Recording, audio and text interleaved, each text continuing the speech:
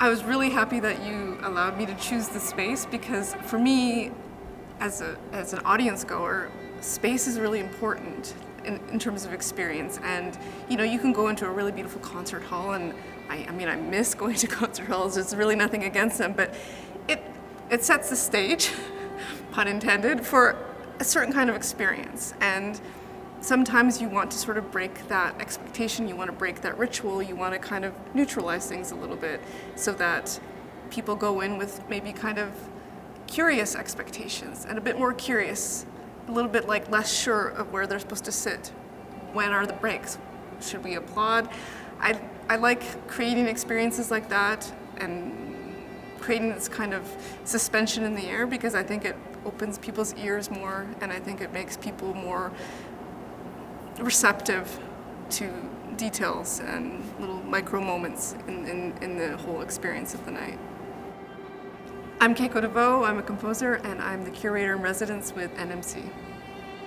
When I was first asked to curate the evening, the theme of Imagine Sound came really naturally to me, because it was something I was already thinking about.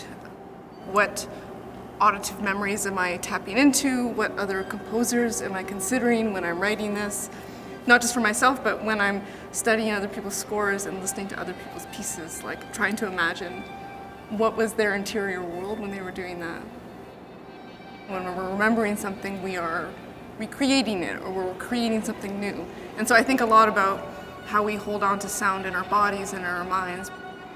When I started thinking about what pieces to include in the program, I honestly just started by listening to composers that I really admired, that I wanted to hear more of, that I felt like I hadn't had the opportunity personally to hear live. And I think all these composers on the program are all masters of sculpting timbral worlds. And so I think there's going to be like a lot of really intimate detail, like that kind of zoomed in care that some composers really focus on. So there's not like a lot of like notes and changing time signatures necessarily, but there's just like a lot of care into like each of these small sonic expressions.